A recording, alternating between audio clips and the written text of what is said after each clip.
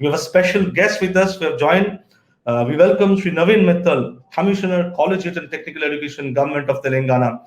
And we all know the kind of work being done by Collegiate and Technical Education, Government of Telangana under the leadership of Sri Navin Mittal, a very seasoned bureaucrat with a lot of experience and who always believes in the power of technology innovation for this sector.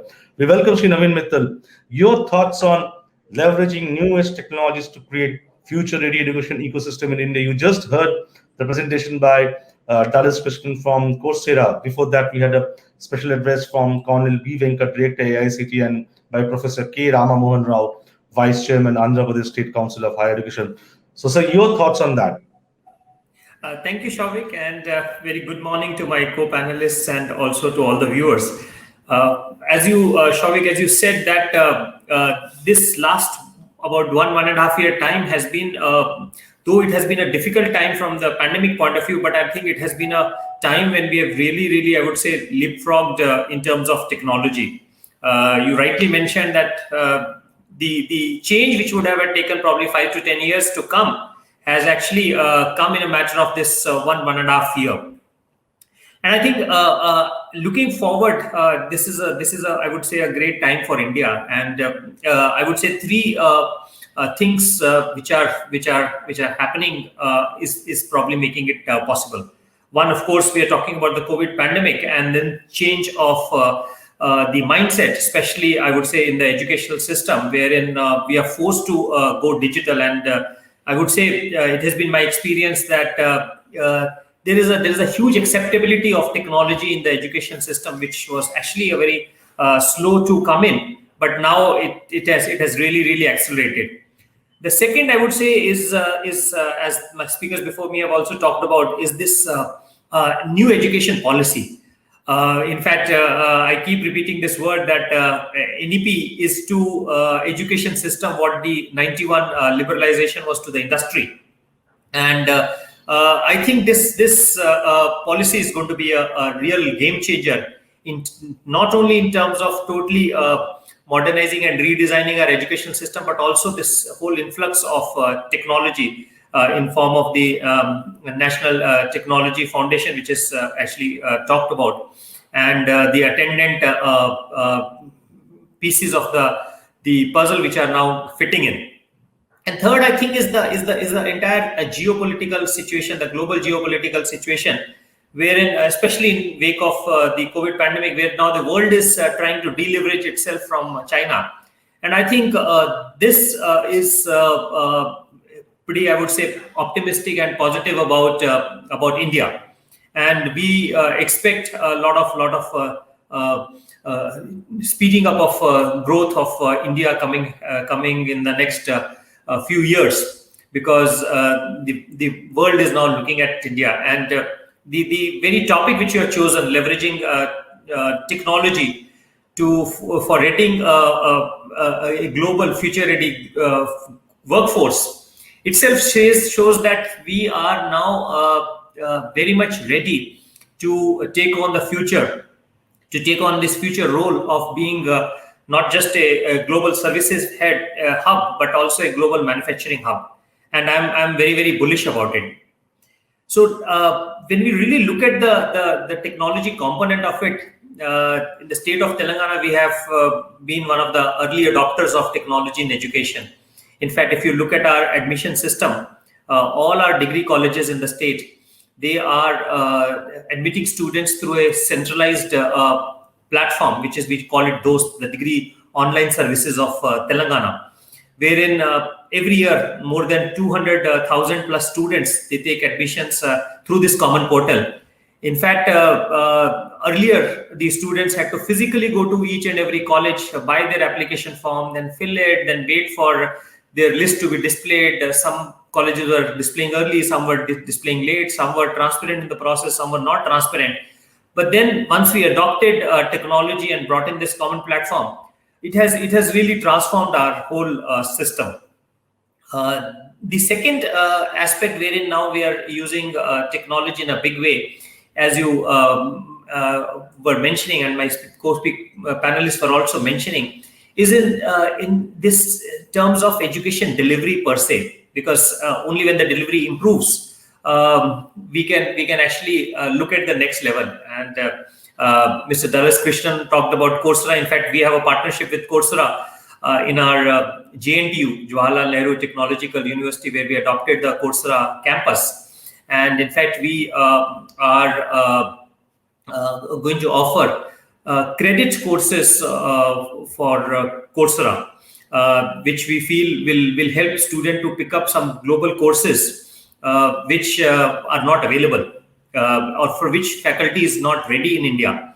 And I think if we can do that, then we are really pitching ourselves at a global level.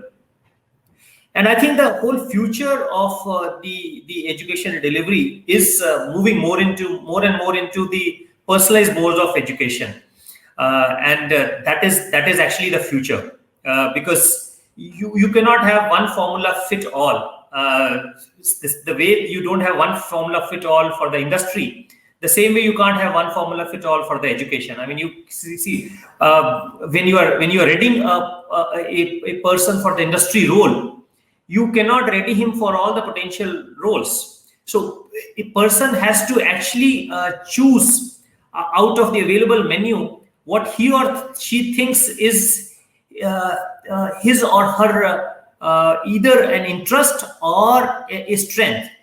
And if both this interest and strength have to come together, then you have to have a customized menu available to the students. And that was not the case, I would say, a few years back. But now with the coming in of the more and more personalized learning platforms, both our homegrown platform, which is SWAM, and also some of the international platforms like Coursera or even edX, or some Indian platforms are also now doing well. So combination of this is now bringing more and more choice to the students. But what we also need to do is we also need to change or update our policy accordingly. For example, I'm very happy to say that both AICTE and UGC now allow 40% of the credits to be done online through the SWAM platform. But I think it's time that we open at least a part of it to also platforms which are outside the SWAM portal, because we are then bound by something which is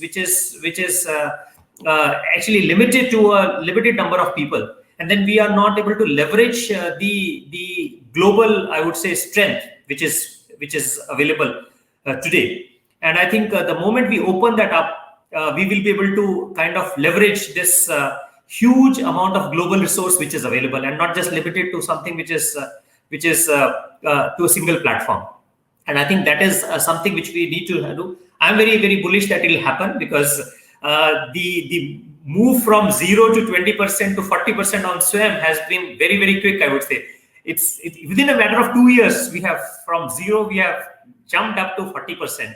And I think since we have done that in a matter of, I would say, short time, I also expect it to be opened up to the other, I would say, prestigious as well as the recognized kind of platforms which are available, and that would actually be a very big game changer. Another aspect which I also want to talk about is also in terms of teacher training. Our teacher training has been kind of very, I would say, very outdated, and has been mostly physical till we came to the COVID pandemic. In fact, I attended one meeting of MHRD a couple of years back, and when the discussion was about training, the one of the fact which was pointed out was that 80 to 85% of the training funds actually are spent only on the TAD of the teachers. I mean, the travel of the teacher, or the stay of the teacher, or the food which has to be arranged for the teacher, and only 15 to 20% of the funds are actually spent on the actual training component. And I think with the coming in of online, that is now changing, because you don't need to bring people physically to a place just for the information part of it. Information can be actually delivered to them at their place itself. I mean, it is easily possible.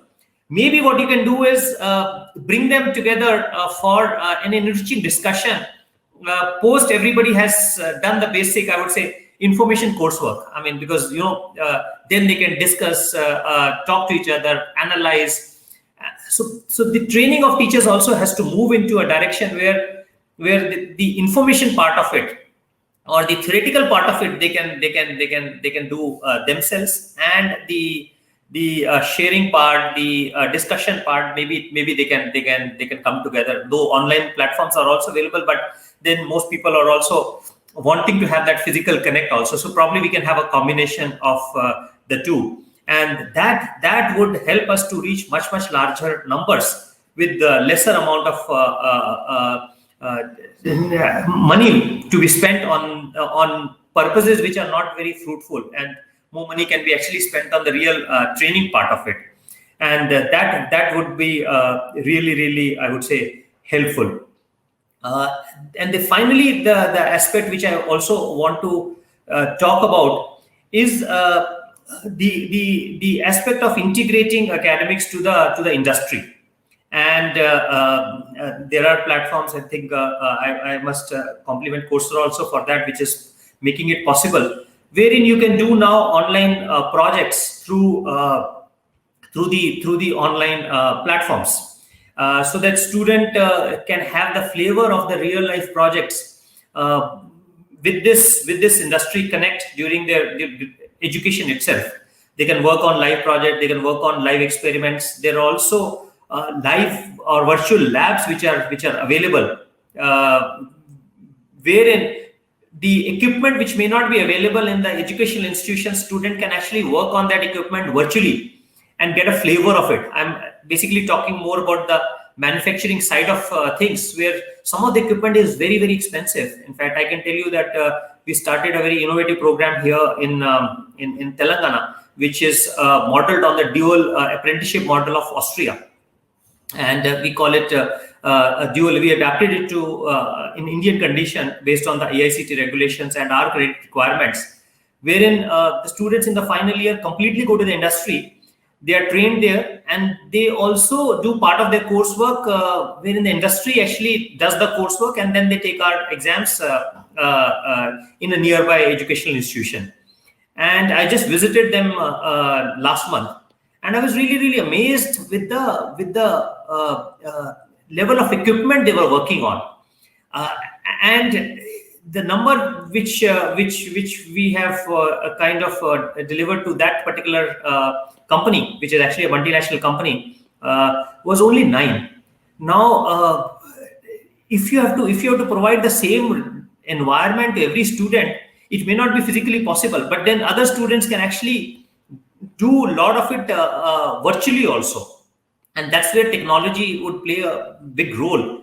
And with the virtual labs, with online projects, with even 3D models of things which can be available online or which can be developed.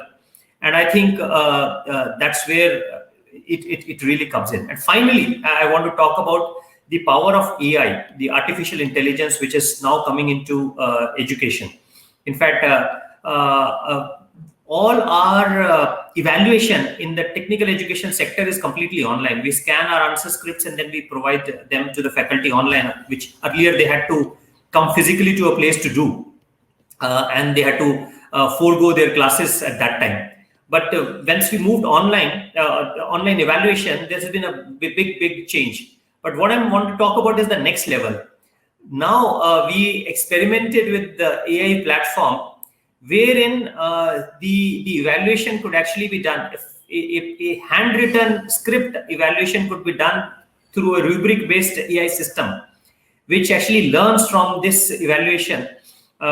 Because right now, when we piloted it, we also did a physical evaluation and we did an AI evaluation. And with time, we found that the AI systems are learning so well that it's only a matter of time that we will be able to use some of these powerful tools to really address the shortfalls which are there in the student and give a customized kind of a plan. It is already happening in some way through the machine learning ones, but what I'm saying is that we are moving into more and more powerful space with the development of the technology. That it's time that we start looking at pilots to leverage that technology now for our students and as the topic says, for future ready workforce. With this few words, I will stop here and back to you, Souvik. Thank you so much, Sri Navin Mittal, Commissioner, Collegiate and Technical Education Government of Telangana. And we know that Telangana is one of the early adopters of technology. And you talked about how AI you're using for assessment and going to the next level. Also talked about the need for the updating policy. There is a need of the hour because the need of the new world order demands that policy updation. You talked about that. You talked about the jump and swam. You also talked about the importance of NEP and the huge acceptability of technology in recent past overall, which was unthinkable even 1.5 years back also, and the geopolitical system. And you also talked about the integration of academia and industry interaction, bridging the gap and making the youth of the country future ready for the need of the industry. And there also you mentioned about how Coursera, platforms like Coursera is helping bridging that gap with the technological innovation and other things also. Thank you so much, Sri Navin Mittal, for joining us and sharing your insights on the importance of leveraging newest technologies to create future ready education ecosystem in India.